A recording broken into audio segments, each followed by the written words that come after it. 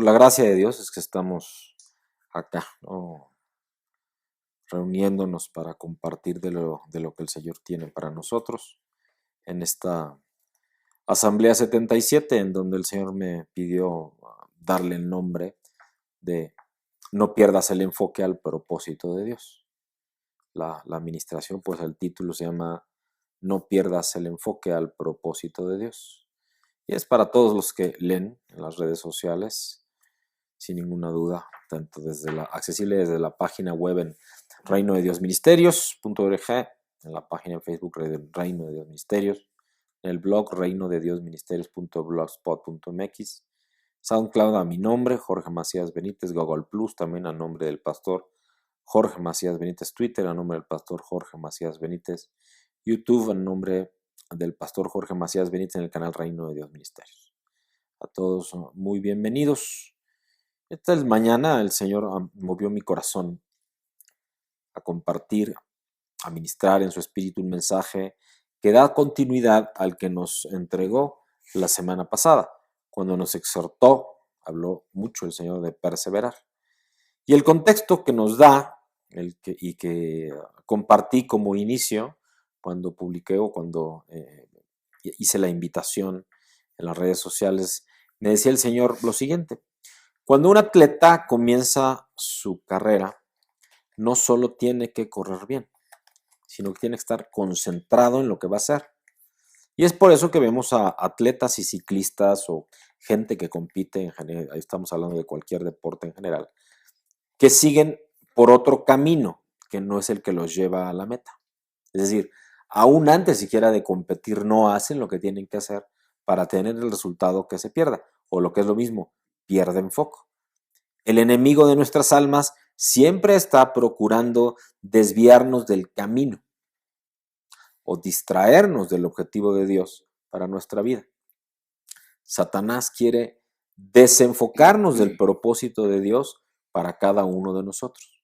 Por ello es que debemos en todo tiempo fortalecernos en el Señor y seguir con valor la carrera que tenemos por delante. Y de eso hay diversas porciones de la palabra que vamos a compartir, algunas nos hablan.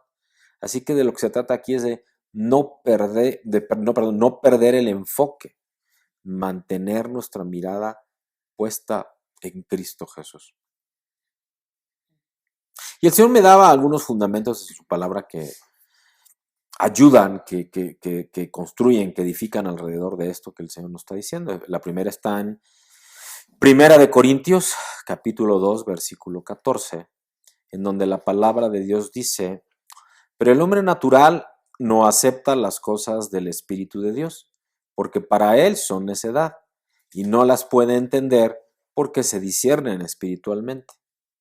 Romanos capítulo 7, versículo 14 dice: porque sabemos que la ley espiritual es, pero yo soy carnal, vendido a la esclavitud del pecado. Está en la versión de Nueva Traducción Viviente, por eso se oye así extraño, ¿no? En Juan capítulo 3, versículos 5 al 8, dice la palabra de Dios: Jesús respondió: en verdad te digo que el que no nace de agua y del Espíritu no puede entrar en el reino de Dios. Lo que es nacido de la carne, carne es, y lo que es nacido del Espíritu, Espíritu es. No te asombres de que te haya dicho: os es necesario nacer de nuevo. Y finalmente en el libro de Romanos, en el capítulo 8 y en el versículo 11, dice la palabra de Dios: pero si el espíritu de aquel que resucitó a Jesús de entre los muertos habita entre vosotros, el que resucitó a Cristo Jesús de entre los muertos también dará vida a vuestros cuerpos mortales por medio de su espíritu que habita en vosotros. Amén. Vamos a orar para que el Señor nos guíe en este tiempo de compartir y para que Él ministre el mensaje y utilizando nuestras palabras en oración. Padre mío, te damos gracias, Señor, por este tiempo, Padre, que tú usas, Señor, para ministrarnos, Señor, para bendecirnos, Padre mío. Llénanos, Señor, de tu luz, llénanos, Señor, de tu verdad, y que todo lo que hablemos, Padre mío, sea siempre, Padre, porque tú lo pones en nuestro corazón y viene directo del tuyo, Padre mío. en el bendito nombre de Cristo el Señor. Amén. Vamos a empezar por definir, cuando el Señor nos habla de esto de no perdamos el enfoque, ¿qué significado tiene esta palabra enfoque? Primero, es un sustantivo masculino, es una palabra que tiene un origen masculino. Y se refiere tradicionalmente o naturalmente a una manera de valorar o a una manera de considerar, de discernir una cosa, a una manera de considerar o de discernir un asunto o problema. Y es una palabra que se emplea mucho en el idioma español para hacer referencia a la acción y a la consecuencia de enfocar. A su vez es un verbo. Esto de enfocar, pues, como tal, es un verbo. A su vez posee 4 definiciones de acuerdo a la información proporcionada por la Real Academia Española de la Lengua. La primera definición: lograr que la imagen de un objeto que se produce en el foco de una lente sea captada con claridad sobre un plano u objeto específico. Por ejemplo, yo utilizo lentes, ¿no? Y si no me los pusiera correctamente o no tuvieran la graduación correcta, yo no podría enfocar lo que estoy leyendo. El resultado sería que no podría leer adecuadamente, porque no podría ver lo que quiero leer o al menos lo que quiero ver y describir, por ejemplo. Una segunda definición en la Real Academia Española de la Lengua dice: conseguir en el visor de una cámara fotográfica que la imagen que se busca capturar quede en el centro del plano, es decir, aquello que tú quieres ver, pues tiene que estar al centro de lo que tú quieres ver. Si está, por ejemplo, en las orillas de tu visión, no vas a ver con claridad de qué se trata. Sabes que va a haber algo, a lo mejor puedes medio distinguir de qué se trata, pero no lo vas a poder ver con detalle si no lo tienes en el centro y enfocado. Una tercera definición dice: realizar la proyección de un haz de luz o de un número específico de partículas sobre un punto en particular, ¿no? Esto tiene más que ver con un experimento científico, pero tiene mucho que ver. Cuando no hay luz, cuando es de noche, tú no puedes enfocar con claridad, a menos que estés muy cerca del objeto, y aún así, al no haber luz, habrá muchos detalles que te pierdas, de tal manera que solamente bajo la luz, por decirlo, un objeto puede ser claramente visto y enfocado. Una cuarta definición de la Real Academia Española de la Lengua dice: conducir la atención hacia un tema, hacia una cuestión o hacia un problema desde unos supuestos desarrollados con anticipación a fin de resolverlo de modo acertado. Esto ya es un tema de un método científico, un procedimiento, un modelo concreto para definir algo, para ver algo. Es decir, no puedes enfocarlo más que bajo un método. Se aplica mucho al método del hombre o método científico. De hecho, y para ser claros, por ejemplo, hay métodos de interpretación de la Biblia. Por ejemplo, cuando hablas de la hermenéutica, ¿no? En donde lo que estudia, hay hermenéutica no bíblica, pero bueno, de lo que estudia es que dice que cualquier autor de varios libros, tú puedes ver cómo se trata de dicho autor porque tiene una manera de describir o de narrar las cosas. Por eso es que también podemos hablar de una hermenéutica bíblica, que es un método final, porque tú lees la Biblia y pareciera ser que en todo tiempo es el mismo autor, aunque haya más de 1000 años entre el primer libro escrito de la Biblia y más de 2000 años de hecho, entre el primer libro escrito de la Biblia y el segundo libro, y el último escrito libro de la Biblia. Pero hay una hermenéutica porque pareciera ser que lo escribió la misma persona. Así que este vocablo enfocar o enfoque y las definiciones que acabamos de compartir se pueden aplicar a muchos aspectos de la vida natural, de la vida emocional y de la vida espiritual de un ser humano. Por ejemplo, hay un enfoque que le llaman enfoque integral. Ese enfoque integral es parte de una teoría que intenta que logremos como seres humanos una comprensión lo más amplia posible, tanto del ser humano como del universo en el que vivimos, tanto de las personas como del universo en el que vivimos, mediante la combinación de la ciencia y de la intuición, de la raíz espiritual de la misma. Es decir, no solo en aquello que se puede explicar razonadamente, sino en aquello que recibimos espiritualmente por revelación. Así, el enfoque integral busca que este entendimiento provoque una revolución global que abarque el organismo, le hace el cuerpo humano, pues, pero también la mente y el espíritu. Eso es en realidad el resumen de este tema del enfoque integral. Pero otros enfoques o significados del mismo vocablo o enfoque pueden ser encauzar, dirigir, orientar, enfilar, guiar, encaminar, estudiar, analizar, examinar, considerar, apuntar, encuadrar, enchufar, iluminar, fotografiar. Es decir, hay muchas acepciones o conceptos que pueden y que están relacionados o que complementan esta definición de enfoque o de enfocar. Y en esto, o en este tema, o en esta descripción y definición, lo importante, o para entrar en lo importante, en lo sustantivo, en aquello que el Señor nos quiere compartir y ministrar esta mañana, hay una pregunta que tenemos que hacernos, que es, ¿cuánto hemos dejado de avanzar por perder el enfoque? ¿Cuánto hemos dejado de avanzar por perder el enfoque en el ámbito de vida que quieras? Por supuesto, acá estamos hablando principalmente del espiritual, pero igual aplica al natural. Y es que muchos seres humanos tendemos a empezar cosas y no terminarlas. Por ejemplo, dejar no terminada nuestra carrera profesional. Por ejemplo, plantar la mitad de las plantas en el jardín. Es decir, nos ponemos la meta de poner plantas en el jardín y en algún momento dijimos, ya me cansé y ahí muere, y dejas más la mitad o menos de las plantas puestas, ¿no? O solo pintar la mitad de la fachada de la casa. Yo recuerdo cuando estaba joven, el pintor oficial en la casa de mis papás era yo, ¿no? Entonces todos los veranos al que le tocaba el pintar la casa era a mí, ¿no? Y me llevaba todas las vacaciones de verano, porque pues imagínate, yo solo el pintar toda la casa no era cualquier cosa, ¿no? Así que me lo aventaba yo pintaba la casa. Y mi mamá nunca permitió que la dejara a la mitad, por cierto, pero bueno, no solo como manera de ejemplo.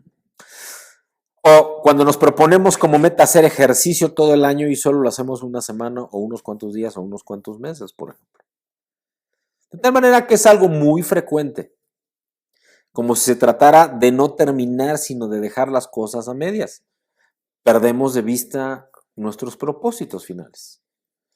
Y muchas veces es porque o somos irresponsables o, como decimos en México, somos dejados, ¿no?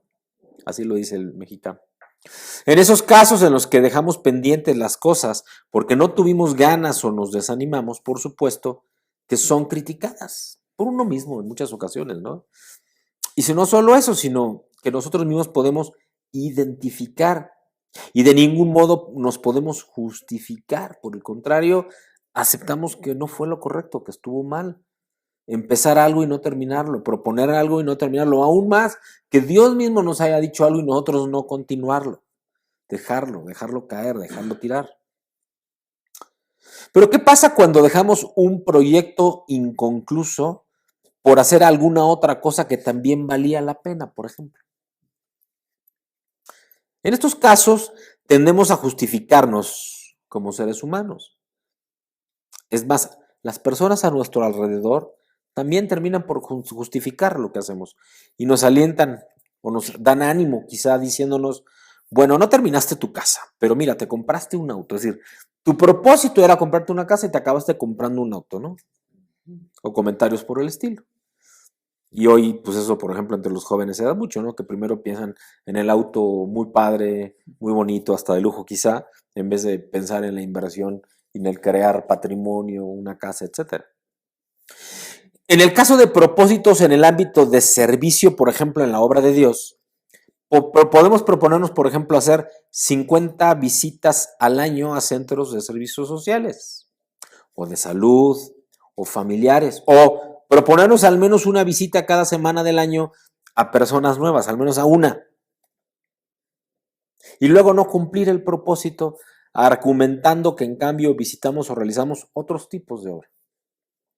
Es decir, sí hacemos la obra de Dios, sí compartimos del Evangelio de Cristo y del reino, quizá, pero no necesariamente es lo que Dios nos pidió que hiciéramos. Y eso de cualquier manera es perder el enfoque, porque no es lo que Dios nos pidió. Pero aunque estamos haciendo la obra de Dios, en realidad no estamos haciendo lo que Dios quiere que hagamos. Así que tenemos que escuchar con atención este mensaje que Dios nos quiere entregar y reflexionar al respecto de él. Hay ocasiones en las que se nos presentan oportunidades de hacer cosas buenas. Y es cierto que no debemos de dejar pasar esas oportunidades de hacer cosas buenas. Pero eso nunca nos debe desenfocar del propósito de Dios. Es decir, son además del propósito de Dios, no en vez del propósito de Dios. Tenemos que hacernos espacio en nuestros planes para poder aprovechar esas oportunidades de hacer algo a favor de la obra. Pero no podemos permitir que eso detenga o eche abajo el cumplimiento del propósito principal, que es el que Dios nos pidió, el que Dios te pidió a ti. No se trata entonces de dejar de hacer aquello que el Señor te entregó como propósito por hacer algo para Dios, sino hacer las dos cosas en todo caso. Pero si no te queda tiempo más que para hacer el propósito de Dios y no algo más para Dios, tú quédate en lo que Dios te pidió, aunque lo otro también sea para la obra de Dios. Y esto es tremendo, ¿eh? Porque eso le pasa a todo el cuerpo de Cristo desde siempre. Y entonces tienes a hijos o hijas de Dios sirviendo en ministerios por años, quizás hasta por décadas, y no ven fruto en su vida. Y la razón es porque aunque están sirviendo a Dios, no están haciendo aquello que Dios les pidió que hicieran. El Señor Jesús nos enseñó esto en más de una ocasión. Él pudo haber permitido que en base a su fama, por ejemplo, lo hicieran rey, pero Él nunca lo permitió. ¿Por qué? Porque Cristo permaneció enfocado en el propósito del Padre para Él.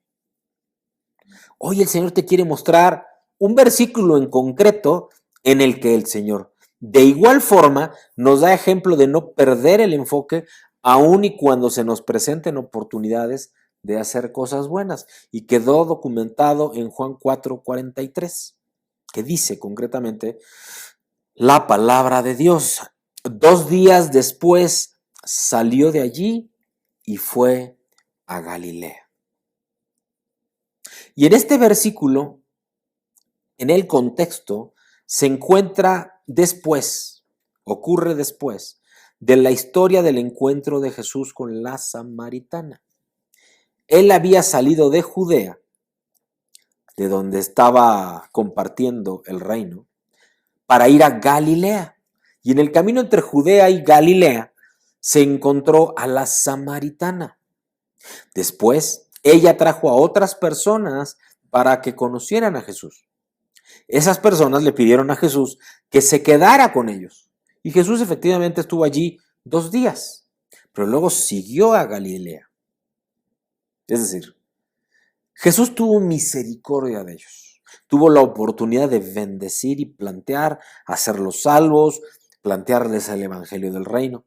Quiso compartirles las buenas nuevas, pero eso no le impidió que continuara su camino, que continuara ahí hacia el lugar a donde el Padre le había dicho que fuera, que era Galilea. Se dio el tiempo, pues, para bendecir, pero sin desviar ni detenerse en su camino hacia Galilea, que era lo que el Señor o el Padre le había pedido. Nosotros muchas veces nos encontramos en esa situación. Y bien, podemos abandonar nuestro propósito principal, pero no deberíamos hacerlo, y menos si ese propósito fue entregado a nosotros por Dios mismo. Podemos detenernos, podemos distraernos, podemos aún hacer algo más para Dios, pero nunca dejar de hacer aquello que Dios nos pidió. Y esto nos invita a una reflexión.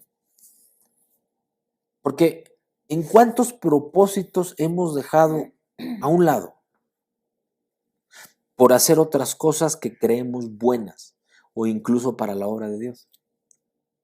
¿Qué distancia hemos dejado de avanzar por perder el enfoque? ¿Te das cuenta? Porque eso te desvía de tu camino, aunque sea para Dios, aunque sea bueno, aunque sea para bendecir a un hermano o hermana, aunque sea para bendecir a otra persona. Si eso te aleja del propósito de Dios, estás perdiendo tiempo. Te está alejando del resultado y del propósito que Dios te quiere entregar. Tenemos que reflexionar seriamente en esto. Y es tiempo, si estamos en este caso, de retomar el camino, de no retrasar más el cumplimiento de la visión que Dios nos entregó. Quizá no han pasado 2 días, sino más, como en el caso de Cristo, ahí en Juan, en el capítulo 4, como hemos compartido, en la historia de la samaritana. Se detuvo 2 días, pero solo 2 días, y continuó su camino hacia Galilea. Así que hay tiempo de rectificar. Tenemos, hermanos, que proseguir a la meta sin cansarnos. Sin embargo, en ese proseguir a la meta, hay al menos 3 peligros que son muy comunes en la vida espiritual de los hijos de Dios. Y en la vida espiritual de cualquier persona, diría yo. Porque aunque haya incluso gente que dicen que no creen en Dios, eso no quiere decir que no tengan espíritu. Ese es un diseño que tenemos. Somos cuerpo y mente, por tanto, somos mente y somos espíritu, nos guste o no. Pero concretamente en los hijos de Dios, todo hijo de Dios se enfrentará al menos con 3 peligros durante el proceso de vida espiritual, que pueden hacernos perder el enfoque al propósito de Dios para nuestra vida. El primer peligro es la credulidad. El segundo peligro es la hipocresía. Y el tercer peligro es la pasividad. Entonces, repito, son 3 peligros: credulidad, hipocresía y pasividad. Y vamos a entrar un poco en el fundamento de dónde el Señor me habla de estos 3 peligros espirituales que nos pueden hacer desenfocarnos. Y esto está en Lucas, en el capítulo 6, en el versículo 39 al 49, que dice: y les decía una parábola. ¿Acaso puede un ciego guiar a otro ciego? ¿No caerán ambos en el hoyo? El discípulo no es superior a su maestro, mas todo el que fuere perfeccionado será como su maestro. ¿Por qué miras la paja que está en el ojo de tu hermano y no echas de ver la viga que está en tu propio ojo? ¿O cómo puedes decir a tu hermano: hermano, déjame sacar la paja que está en tu ojo, no mirando tú la viga que está en el ojo tuyo? Hipócrita, saca primero la viga de tu propio ojo y entonces verás bien para sacar la paja que está en el ojo de tu hermano. Por sus frutos los conoceréis.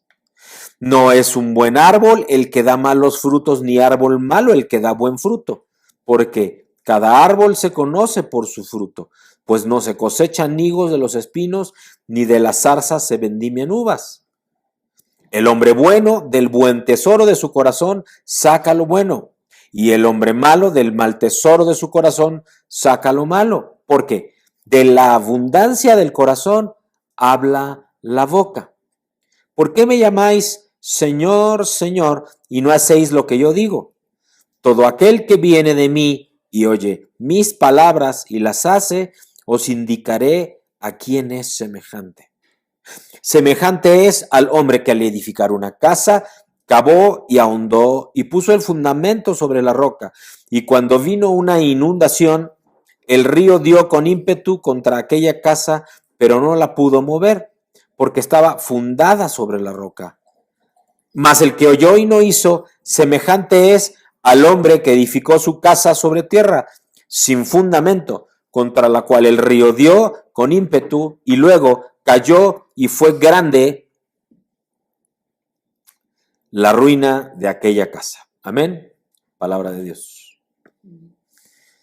Y vamos a ir profundizando en esta porción, ahí en Lucas 6, del 39 al 49, en donde están estos 3 riesgos de perder el enfoque. El primero es la credulidad. Nos referimos concretamente al versículo 39 que dice: ¿acaso puede un ciego guiar a otro ciego? ¿No caerán ambos en el hoyo? Fíjate, si tú sigues a un guía a ciegas, pronto te vas a encontrar en un verdadero problema. Y el desastre aquí es la credulidad, esto es, confiar en un maestro espiritual o en una enseñanza espiritual equivocada. Y de eso el Señor nos ha hablado mucho durante todo este tiempo. Y este desastre es este que acabamos de decir, ¿no? Si no vivimos en un ambiente espiritual positivo, ni siquiera en un ambiente neutro, sino más bien en un ambiente espiritual hostil, donde existen peligros espirituales serios, todos los caminos espirituales no llevan al mismo propósito que Dios te entregó. Es decir, tú puedes estar escuchando aún sana doctrina, una enseñanza correcta, principios espirituales correctos y estarte alejando del propósito de Dios. Porque así como Dios es inconmensurable, como es infinito, como es no medible, hay infinitas formas en cómo Dios nos ministra. Y es por eso que el Señor nos puede ir moviendo de lugares o de coberturas, hablando de liderazgos espirituales, simple y sencillamente porque Él te va a llevar al lugar en donde verdaderamente vas a recibir aquello que va a edificar aquello que Él te quiere entregar, aquello que va a construirte o te va a llevar en el camino a construir el propósito de Dios para tu vida. De hecho, Jesús dijo que todos menos uno te conducen a dificultades, hablando de caminos, lo cual lo podemos ver en el libro de Mateo, en el capítulo 7, versículos 13 y 14. Vamos a ir a Mateo 7, versículos 13 y 14, que dice la palabra de Dios. Entrad por la puerta estrecha, porque ancha es la puerta y espacioso el camino que lleva a la perdición.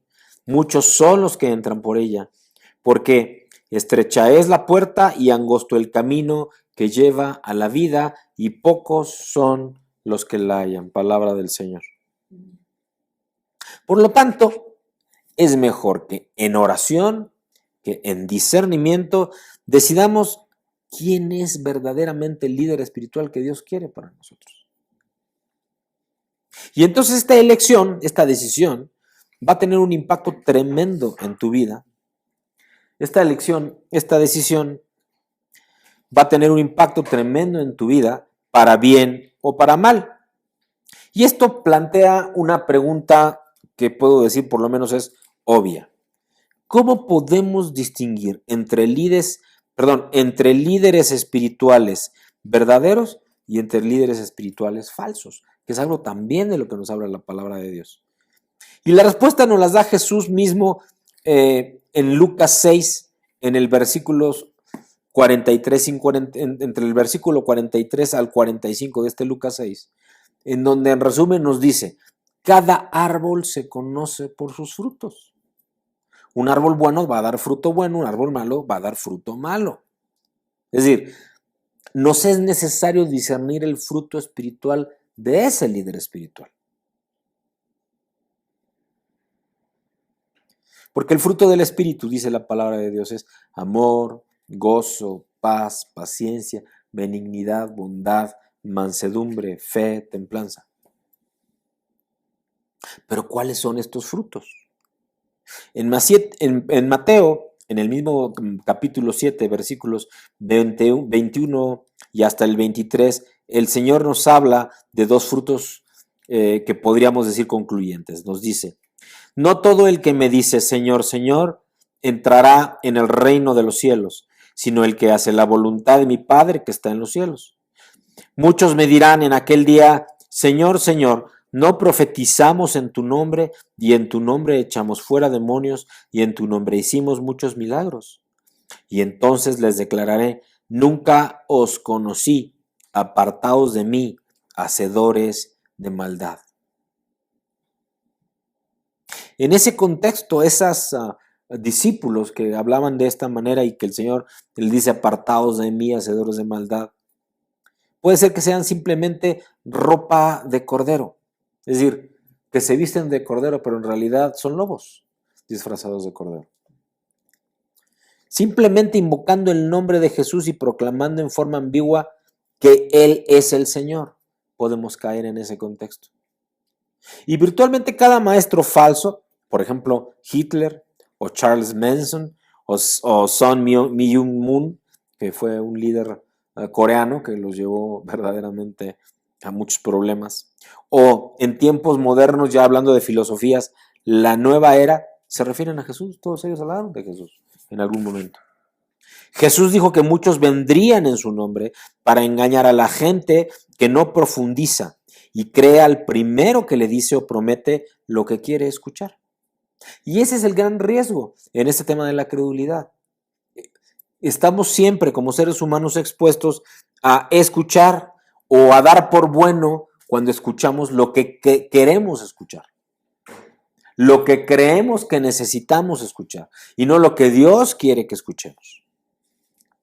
El predicar sermones carismáticos con mucho, por así decirlo, emocionalismo, con gran manifestación de sensaciones o de tiempos o de momentos o de situaciones que de alguna manera mueven nuestro ser interior, se puede considerar un sermón carismático. Incluso realizar obras dramáticas puede ser usado de alguna manera, por ejemplo, al exorcismo, ¿no? Por ejemplo, por decirlo de alguna manera, o hacia obras de sanidad, y clamar estas como evidencias que hablan de Jesús. Y sin duda estas todas son señales de la obra de Dios, aunque no son concluyentes del fruto del Espíritu. Es decir, puede ser usado, porque Dios usa a quien Él quiere. Yo me recuerdo mucho en Jueces, ¿no? La historia de Balaam, el profeta, cuando Dios usa una burra para que Balaam no haga lo que él quería hacer y no lo que Dios quería que hiciera. Y que la burra se tiraba y Balaam la pateaba para que se moviera, hasta que de plano Dios hace que la burra hable, es decir, Dios hablando a través de la burra a Balaam, diciéndole algo así como, bueno, que no entiendes que no quiero que vayas para el lugar que estás yendo. Es decir, todas esas son cosas que pueden suceder. Tenemos que darnos cuenta que Jesús no reconoce que estos actos tienen necesariamente el poder de Dios, como aquí en Mateo 7, 21 al 23. Porque dice muchos en el versículo 22, no profetizamos en tu nombre y en tu nombre echamos fuera demonios y en tu nombre hicimos muchos milagros. Y Jesús respondiendo, sí, pero no necesariamente eso lo hiciste porque viene de mí, pues, porque aún Satanás puede hacer milagros, ¿sabes? Y es que podrían ser falsos. Como en Mateo, en el capítulo 24, vamos a Mateo 24, versículo 24, donde dice la palabra de Dios. Porque se levantarán falsos cristos y falsos profetas y harán grandes señales y prodigios de tal manera que engañarán, y si fuere posible, aún a los escogidos.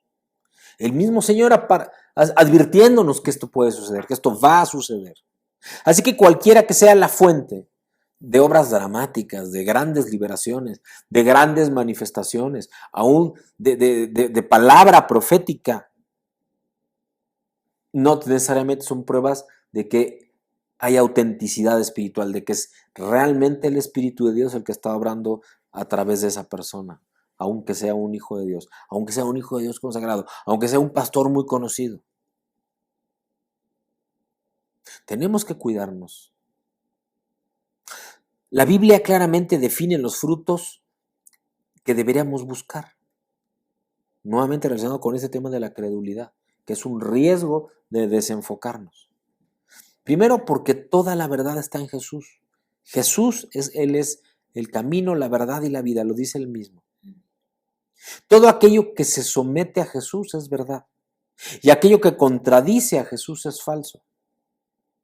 Toda enseñanza debe estar de acuerdo con las enseñanzas de Jesús y el estilo de vida moral que concuerde con el estilo moral de Jesús, con los valores que Cristo mismo nos entregó en sus evangelios y del reino de Dios.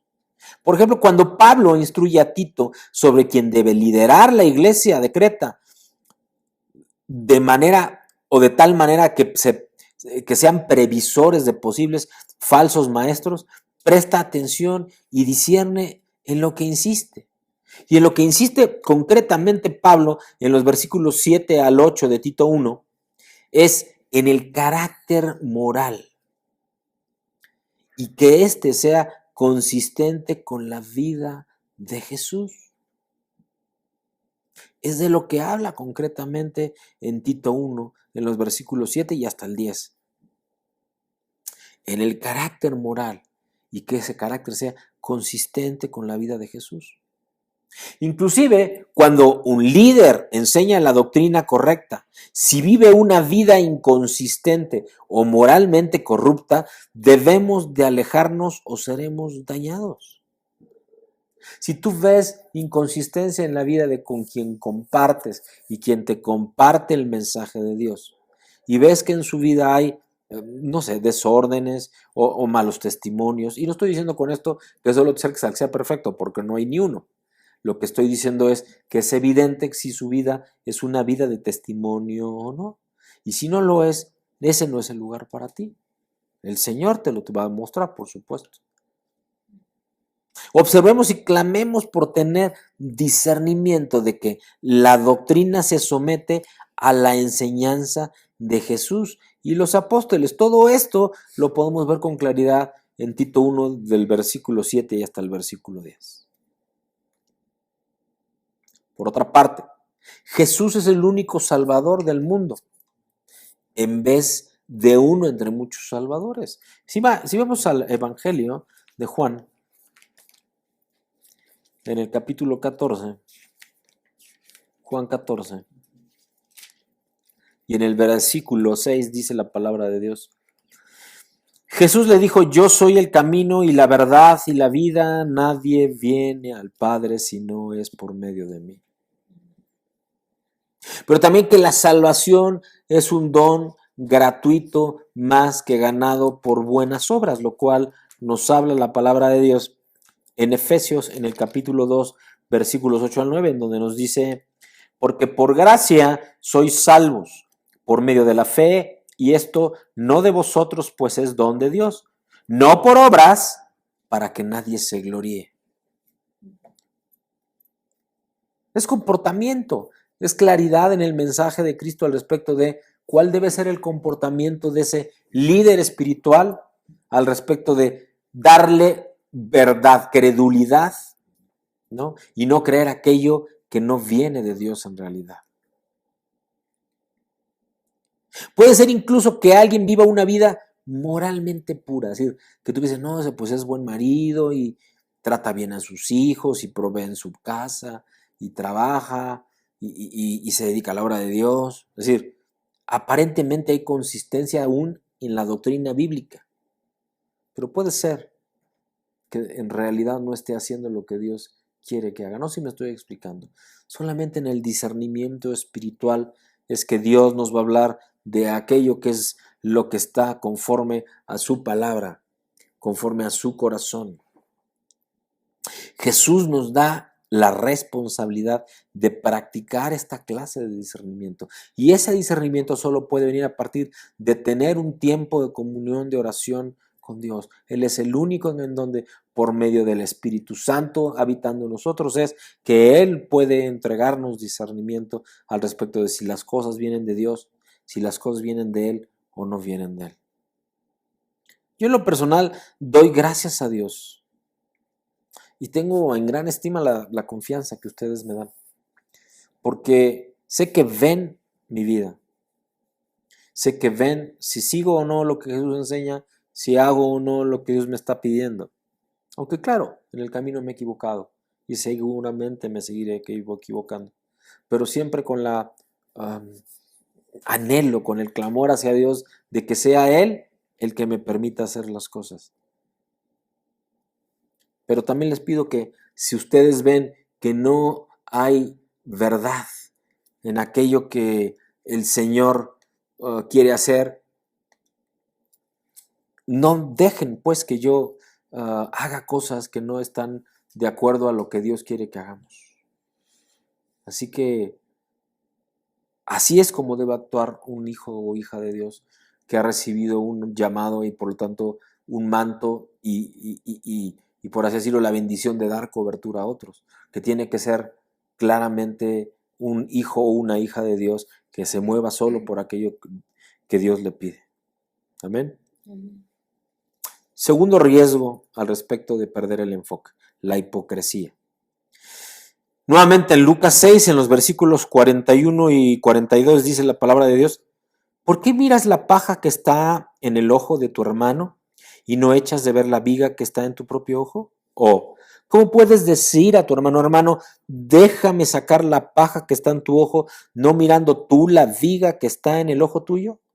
Hipócrita, saca primero la viga de tu propio ojo y entonces verás bien para sacar la paja que está en el ojo de tu hermano. Amén.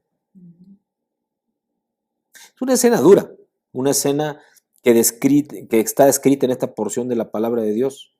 Y que puedes verla desde el punto de vista de un extremo, así como que suena gracioso, ¿no? De no te hagas el loco, tú no puedes ver, estás sucio de tus ojos.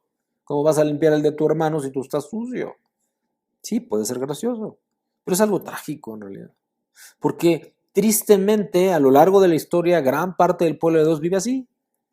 Vive pensando en que la sana doctrina está en ellos y no en el prójimo. Y no digo que sí o que no, pero puede ser y es muy probable que lo que esté pasando en realidad sea otra cosa, ¿no? Que hay ceguera porque están sucios tus ojos, porque tienes una viga en tu ojo que no te permite ver en realidad con claridad y por lo tanto quizá ni siquiera hay una viga en el ojo de tu hermano. Nos habla entonces aquí de una persona que conoce la fuente correcta de la verdad espiritual, pero que está usando de manera equivocada esa verdad espiritual. ¿Lo ves? Puedes conocer la doctrina, puedes estar interpretando, déjame pensarlo así, hasta correctamente la doctrina, pero puedes estar viviéndola de una manera equivocada, o peor aún, ni siquiera la estás interpretando correctamente. Así que estás tropezando tú y por lo tanto estás tropezando a los demás. Y eso es hipocresía. Cae en la hipocresía. Tenemos que reflexionar a ese respecto. ¿Está Jesús acaso diciendo que nosotros no debiéramos o no podemos nunca corregir a los demás? ¿No juzgar, pues? Claramente no. Porque en el versículo 42b de ahí mismo, de Lucas 6, él habla de sacar la paja del ojo de nuestro hermano. De hecho, en otros pasajes también nos dice que la confrontación y que la corrección son una expresión clave del amor bíblico. Vamos a Mateo en el capítulo 18. En el Evangelio de Mateo, en el capítulo 18. Habla por ejemplo, con mucha claridad el Señor, del perdón al hermano en el versículo 15, donde dice: por tanto, si tu hermano peca contra ti, ve y repréndele estando tú y él solos. Si te oyere, has ganado a tu hermano. Mas si no te oyere, toma aún contigo a uno o dos, para que en boca de 2 o 3 testigos conste toda la palabra. Y si no los oyere a ellos, dilo a la iglesia. Y si no oyere a la iglesia, tenle por gentil y publicano. Es decir, no una vez, ni dos, 3 veces, dale oportunidad. Pero sí exhórtalo. No te está diciendo que no lo haga. Pero claro, si tú vas a exhortar, tú tienes que tener, por decirlo en términos naturales, la calidad moral para exhortar. Tú no puedes exhortar si tú mismo estás en pecado o en el mismo pecado que esa persona está o en el mismo error y tropiezo que esa persona está. Algunos de nosotros tenemos serias deficiencias en estas áreas de disciplina y tal vez incluso usamos este pasaje que acabamos de leer para racionalizar nuestra falta de amor, ¿no? Por ejemplo. Es que tenemos que escuchar, el problema no es quién usa la verdad para corregir a otros. El problema es quién no está utilizando la verdad para corregirse a sí mismo primero. Tú no puedes corregir a otros si tú mismo no has aplicado el principio espiritual en ti mismo. Porque entonces no tienes autoridad alguna, moral ni espiritual, para hacerlo. El problema no es quien esté dispuesto a ver los errores en los demás. El problema es quien se concentra en los errores de los otros mientras rehúsa totalmente reconocer sus propias faltas. Porque si tú apuntas con el dedo índice, hay otros 3 dedos apuntando hacia ti. Así que antes de ir y decir y opinar, primero ve si no aquello en lo que estás observando en el otro está en ti mismo como un problema y como algo que tú tienes que cambiar. ¿Qué tiene de hipócrita una persona como la que acabamos de describir? Es que se le ha olvidado entonces, a cualquiera que estemos en ese caso, que nuestro primer rol es siempre ser discípulos de Cristo. Jesús es el único corrector válido, es el único que nos puede corregir. Nosotros no podemos reemplazar ese rol en nuestras vidas, ni nunca dejaremos de tener la necesidad básica de que Cristo, de que el Padre nos corrija, redarguyéndonos en el Espíritu Santo por medio de su Hijo amado Jesucristo. Una persona así piensa que ha llegado al punto en el cual no necesita la corrección de Jesús y que incluso puede tomar su lugar como corrector de la vida de otros, ¿ves?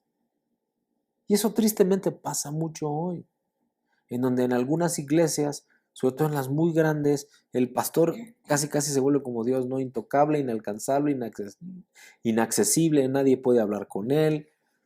Y si lo corriges o si le dices lo que opinas, si tienes razón, jamás lo va a admitir y cosas por el estilo, ¿no?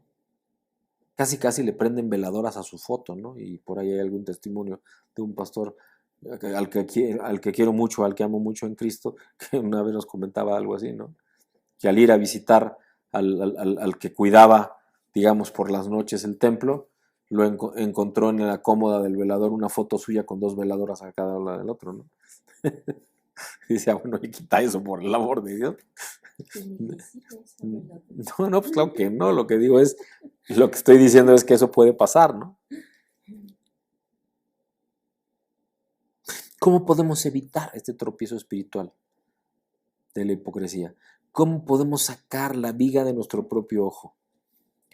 Primeramente, al recordar que tu primera y principal responsabilidad es tomar en cuenta lo que Jesús nos está enseñando. En general, nosotros tenemos y debiéramos enfocarnos más en nuestro propio carácter y en nuestro comportamiento que en identificar y arreglar el de otras personas. Porque si hacemos eso, nuestra vida va a ser de testimonio para la vida de otros. Va a ser, por así decirlo y en términos muy humanos, inspiradora a nuestras vidas para que otros hagan decisiones como las nuestras. Porque se van a acercar y nos van a preguntar, no, ¿qué pasa contigo? ¿Qué eres tan diciendo? Bueno, lo que pasa es que yo creo en Jesús y lo que pasa es que Dios, que Cristo mismo, me habla y me invita y me enseña. Porque yo lo busco a Él y Él me habla a mi corazón y luego me muestra en su palabra cómo debo de actuar. Nosotros entonces debemos enfocarnos más en nuestro propio carácter y mejorar nuestro comportamiento que en identificar y arreglar el de otras personas. Y este comportamiento, si lo hacemos de esta manera, crea humildad, edifica integridad, que atrae a otros que quieren seguir a Cristo o a que quieran seguir a Cristo incluso. Escucha. Una persona orgullosa siempre va a ser objeto de la sospecha de otros. En cambio, una persona humilde no es sospechosa de nada en el mundo más que de su propio corazón. Una persona orgullosa es apta para encontrar fallas en los demás y rápida en discernir o en tomar nota de las deficiencias de los demás. En cambio, una persona humilde tiene tanto que hacer en su casa y ve mucho mal en su propio corazón. Y está tan preocupada esa persona en relación con ello que no es apta para estar ocupada con los corazones de los demás. Una persona humilde está ocupada en su propio corazón, en su propia vida, en su propio entendimiento. No tiene nada que ver con los demás. No anda juzgando por la vida. Puede ver el mal y decirle con amor a alguien, oye, te recomiendo hacer esto, te recomiendo que no hagas tal cosa. Pero no va a pasar de ahí, porque está más ocupada en trabajar y permitir que Cristo trabaje en su propio corazón. Es de lo que nos está hablando aquí el Señor. Amén. La humildad predispone a notar cada cosa que es buena en las otras personas, sacar lo mejor de las otras personas y minimizar los errores de las otras personas. Pero tiene sus ojos vigilantes por sobre todo en aquellas cosas que son malas para uno mismo o para sí mismo, y toma nota de cada cosa que las agrava.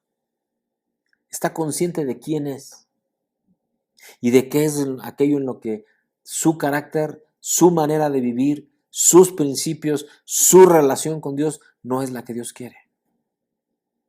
En conflictos de relaciones, nosotros debiéramos estar dispuestos a enfocarnos mucho más en cómo hemos ofendido a la otra persona en vez de enfocarnos en cómo esa persona nos ofendió a nosotros. Eso es la viga de la que habla Cristo en esta porción de Lucas 6, del capítulo 39 al 49.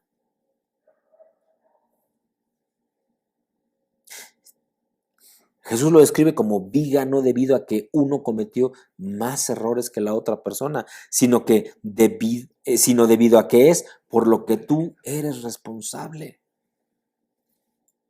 Es ¿qué hice yo para que eso sucediera? No, ¿qué me hizo la otra persona? ¿Cómo reaccioné yo a la ofensa de esa persona? No, ¿cómo me ofendió la persona? Esa es la viga de la que habla Cristo. Y esto debería ser siempre nuestro enfoque primero.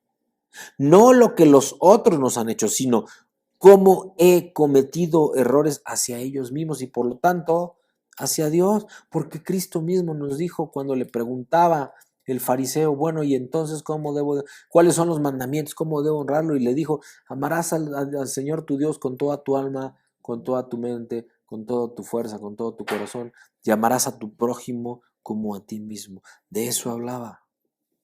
Esta es la cosa con la cual yo puedo hacer algo conmigo mismo. Por lo tanto, ese debe ser mi enfoque principal. Y entonces no tropezaré con la hipocresía. ¿Lo ves? Es crítico, es sensible este principio en las relaciones matrimoniales, en las amistades, en las relaciones familiares, aún en las relaciones de trabajo, aún en las relaciones eventuales, como cuando vas al cine y vas y compras el boleto y a lo mejor te encuentras con que el que te vende el boleto tiene la cara mal encarada porque tuvo un problema o porque es así, ¿no? Si tú le sonríes, yo te prometo, te va a sonreír también. Claro, si tú estás de malas, bueno, es difícil el asunto, ¿verdad? Cuando estamos en conflicto podemos siempre ver la ofensa del otro más claramente que la propia. Su ofensa siempre parece más seria que la nuestra. Alguien tiene que tener la humildad para hacer esto, para pedir perdón por la ofensa, si es que queremos que haya verdadera resolución del conflicto.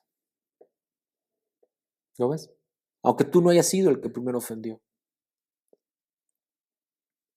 No importa, tú da el paso y verás cómo las cosas se van resolviendo. Solo porque obras conforme a Dios mismo. Cristo nos enseñó de pon la mejilla otra vez. ¿Hasta cuántas veces, maestro? Hasta 70 veces 7, Pedro.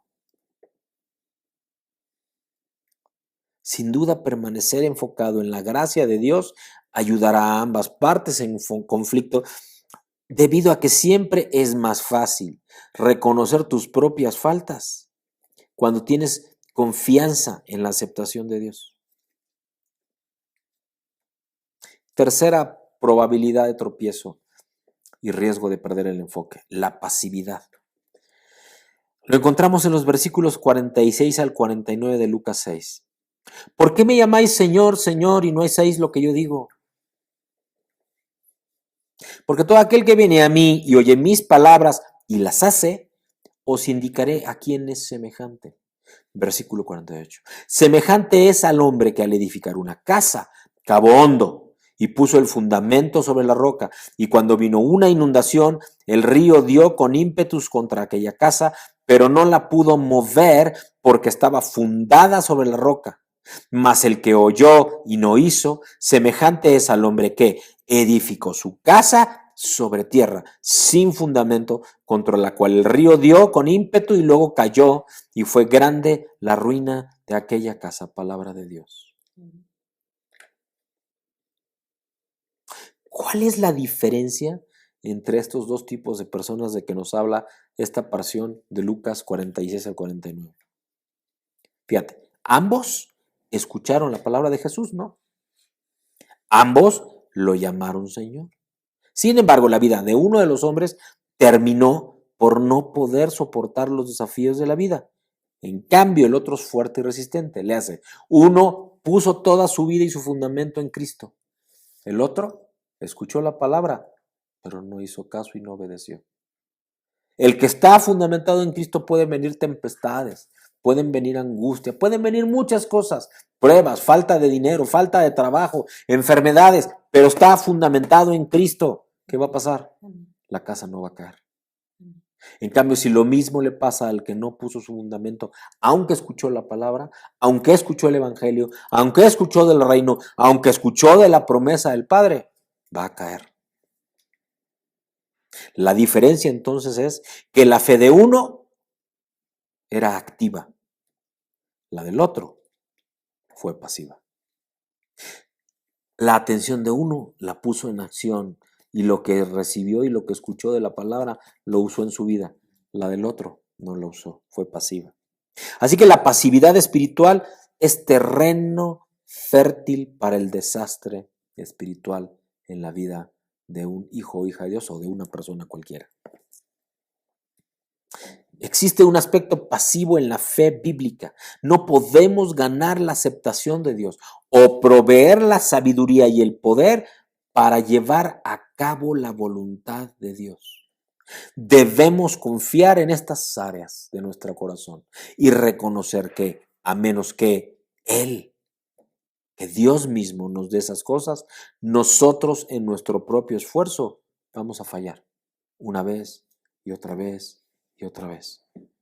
Ahora, eso no quiere decir que nosotros no hagamos nada y que nos limitemos meramente a comprender lo que Dios dice, a discernir lo que Dios habló y estar mentalmente de acuerdo que eso es verdad, que es en donde tristemente está la mayor parte de la iglesia hoy en día. Dios siempre nos provee con una forma de tomar acción, de ser activos, de activar la verdad que Él nos está enseñando.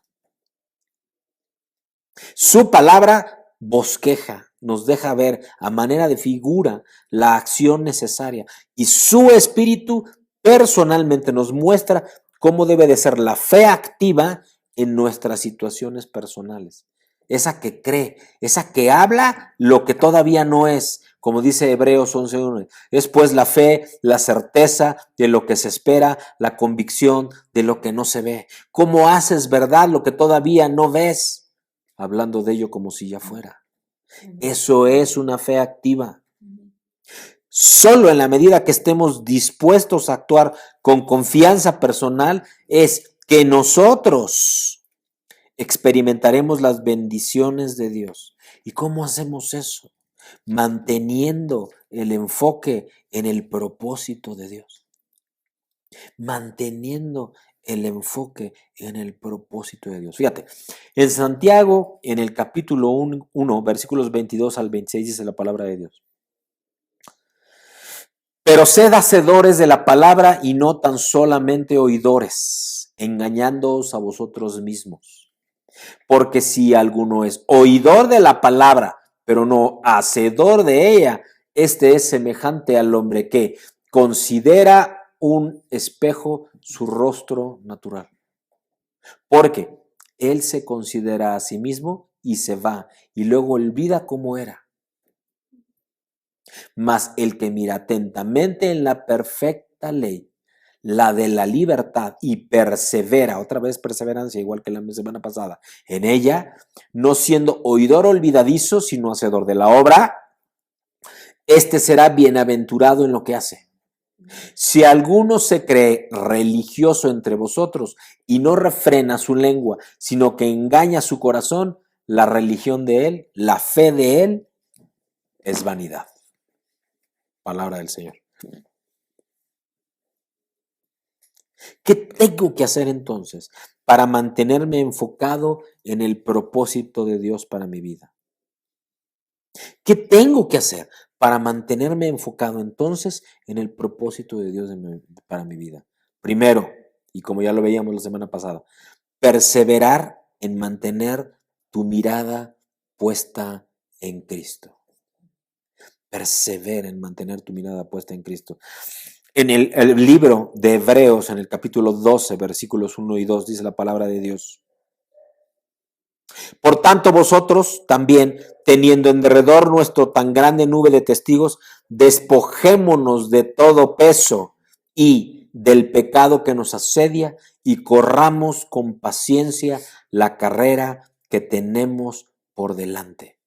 Puestos los ojos en Jesús, el autor y consumador de la fe, el cual, por el gozo puesto delante de él, sufrió la cruz, menospreciando la vergüenza, y se sentó a la diestra del trono de Dios. Amén. Entonces, ¿qué nos está diciendo Dios? Corramos con paciencia, perseverando pues la carrera que tenemos por delante.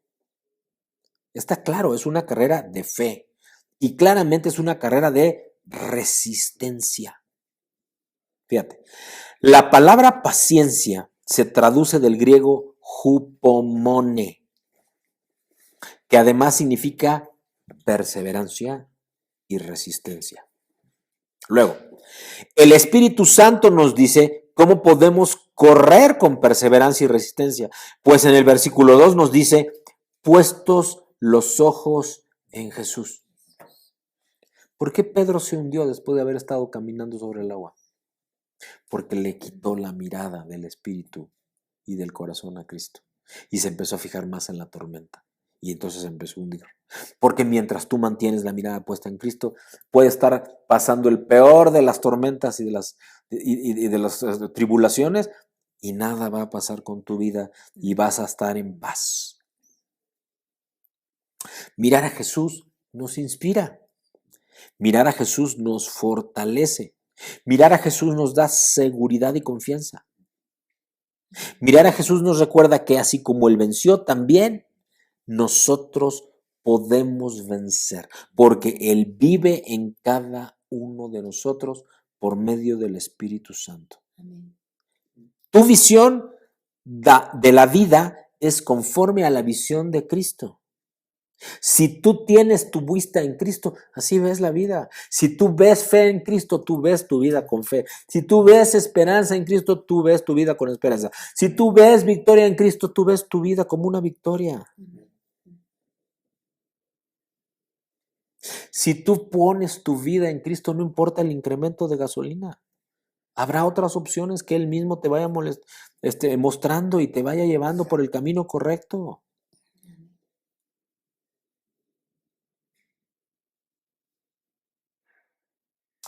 Podemos concluir entonces que el poder de la perseverancia o de la inconstancia está en lo que miramos. ¿A dónde pones tú tu mirada? Tu visión de la vida es conforme a tu visión de Cristo. No pierdas entonces el enfoque en Jesús y mantén tu mirada puesta en el Hijo de Dios. Sabiendo esto, el enemigo de nuestras almas, ¿quién? Satanás. Procura distraernos todo el tiempo, para que miremos a un lado que no sea Cristo, para que se ocupe en otras cosas nuestra mirada, nuestra atención, nuestro corazón, nuestras primicias, para que nos concentremos mucho más en los problemas que en el poder de Cristo para solucionarlos, ¿lo ves? Eso es justamente lo que quiere hacer, distraernos todo el tiempo. Segunda cosa que tenemos que hacer para no desenfocarnos y para no correr riesgos. Creer en la promesa de Dios. Creer en la promesa de Dios. En Hebreos, en el capítulo 11, versículos 24 al 26, dice la palabra de Dios. Por fe, Moisés, hecho ya grande, rehusó ser llamado hijo de la hija de Faraón, escogiendo antes de ser afligido con el pueblo de Dios que gozar de los placeres temporales de pecado. Prefirió ser azotado y perseguido que vivir en el pecado aunque con placeres, teniendo por mayores riquezas el vituperio de Cristo que los tesoros en Egipto, porque tenía puesta su mirada en el galardón, en el premio, en la promesa de Dios. Y esto nos invita a una reflexión. Moisés renunció al linaje real del faraón y escogió ser parte, decidió ser parte del pueblo de Dios, el cual en ese momento padecía de opresión por el pueblo egipcio. Rechazó toda vanagloria, toda soberbia, toda posición a una identidad ante Faraón, todo lo cual era temporal y pecaminoso, lleno de pecado. Y le dio mucho más valor a las riquezas de Cristo, a la posición e identidad del Padre, que a los tesoros egipcios. Pero ¿cómo logró Moisés hacer todo eso? La misma escritura nos lo dice, porque tenía puesta la mirada en el galardón, porque tenía puesta la mirada en la promesa de Dios. Así que tenemos que escuchar. Las decisiones que tomamos en la vida están determinadas por aquello en que estamos mirando. Tomas una mala decisión, no tenías puesta la mirada donde tenías que tener. Tomas una buena decisión, no tengas duda, tu vida está tomada de la mano de Dios y estás lleno del Espíritu de Dios. Cuando decidimos hacer lo correcto porque valoramos más la verdad de Dios, Él nos bendice, Él nos premia, Él da testimonio con nuestras vidas por hacerlo. Él es el galardonador de la fe. En Marcos 10, versículos 28 al 30, dice la palabra de Dios. Entonces, Pedro comenzó a decirle, he aquí, nosotros lo hemos dejado todo y te hemos seguido. Y respondiendo Jesús dijo, de cierto os digo que ninguno hay que haya dejado casa, o hermanos, o hermanas, o padre, o madre, o esposa, o hijos, o tierras, por causa de mí y del evangelio, que no haya de recibir 100 tantos ahora en este tiempo, 100 veces más. Casas, hermanos, hermanas, madres, hijos, tierras, con persecuciones y en el mundo venidero, vida eterna. Amén. Tercera cosa, para no dejarnos distraer y desenfocar del propósito de Dios. Mirar lo correcto nos conduce al destino preparado por Dios. ¿Qué es lo que estás viendo en tu día a día? Cuando miramos más las cosas de la tierra que las cosas del reino, daremos más valor a lo terrenal y pasajero que a lo celestial y eterno. ¿Ves el corto plazo? ¿Ves tu falta de dinero? ¿Ves tu deuda? ¿O ves el galardón y la promesa de vivir eternamente a la derecha del Padre, frente al trono de la gracia? Segunda de Corintios 4, 18 dice la palabra de Dios, cuando miramos más las cosas de la tierra que las cosas del cielo, daremos más valor a lo terrenal y pasajero que a lo celestial y eterno. Amén.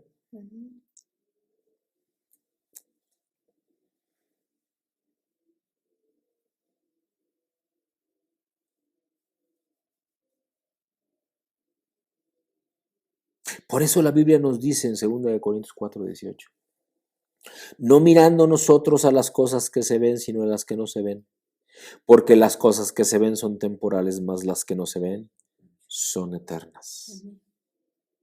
Y entonces el Señor nos está recordando una vez más la importancia de mirar las cosas que no se ven, esto es, las cosas eternas que Dios ha prometido, las verdades espirituales que en Cristo Dios nos ha entregado.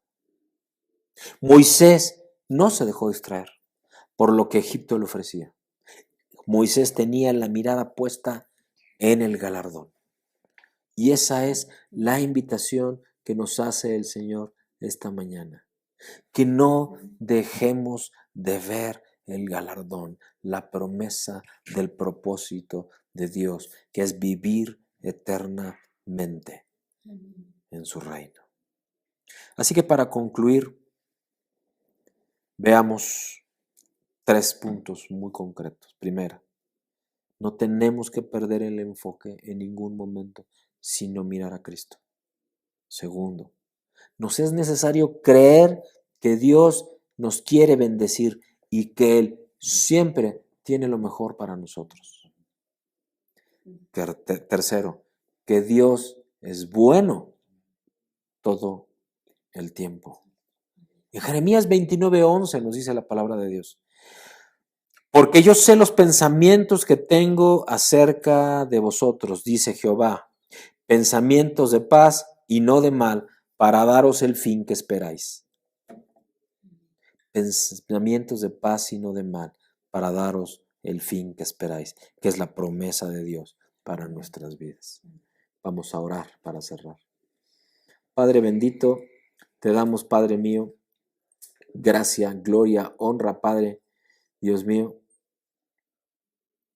para que tú mantengas siempre, Padre bendito, todo lo que hacemos, Padre, todo lo que somos, Señor, y que en tu infinita gracia y misericordia, Señor mío y Dios mío, esta palabra que tú nos has compartido, esta administración, Señor, edifiques en nosotros, Padre, certeza, voluntad, propósito, Señor, pero que sobre todo, Padre mío, en todo tiempo y en todo momento, Padre, no alejemos por ningún motivo nuestro corazón, nuestra mente, nuestros sentimientos, Padre, y tu Espíritu Santo redarguyendo, Padre, invitando, pero danos también el querer y poniendo en nosotros el querer como el hacer, Padre, para solo estar puesta nuestra mirada, nuestra intención y nuestro propósito en Cristo, tu Hijo amado, nuestro Señor y Salvador. Y tu Espíritu Santo, Padre, en todo tiempo llenándonos, Padre, y levantándonos, Padre mío, para movernos, Señor, hacia ese galardón del que habla tu palabra, Señor mío, Dios mío. Te entregamos, Padre mío, nuestro día, nuestra semana, Padre mío, para que en todo tiempo demos testimonio de que es Cristo mismo el que vive y reina en nosotros, que gobierna nuestra vida y que, Padre, todo lo que hacemos lo hacemos con excelencia, porque lo hacemos para ti, Padre mío, para que seamos la bendición y demos testimonio de que eres tú el que está en nuestro tiempo, en nuestra vida, y que nos inundas con tu Espíritu Santo y que habitas en nosotros en cualquier lugar, en cualquier circunstancia en la que estemos, Padre. Y así, Padre, se multiplique tu gracia y tu misericordia, pero se establezca tu reino.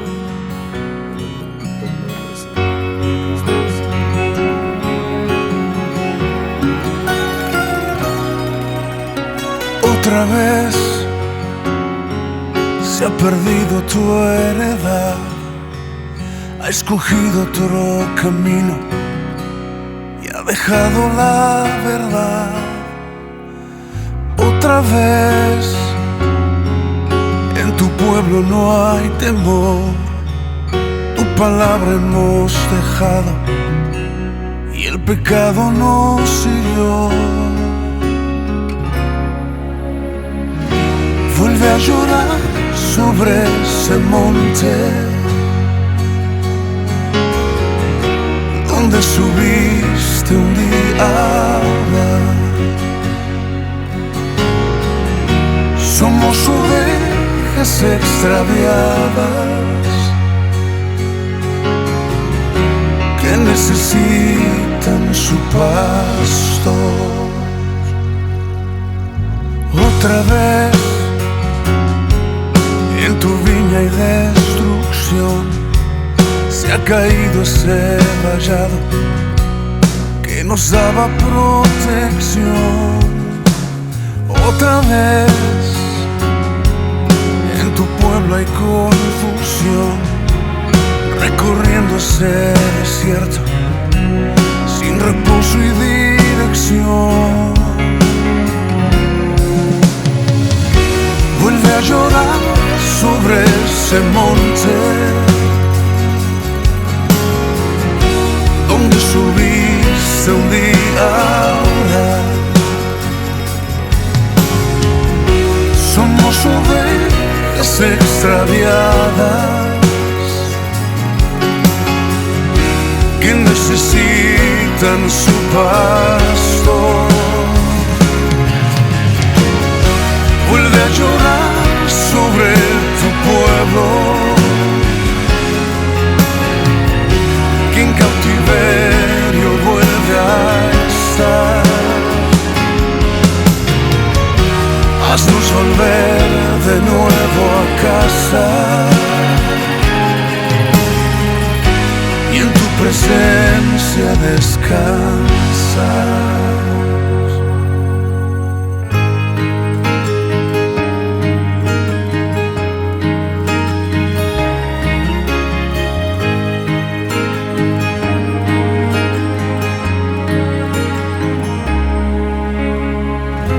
Vuelve a llorar sobre ese monte donde subiste un día a orar. Somos ovejas extraviadas que necesitan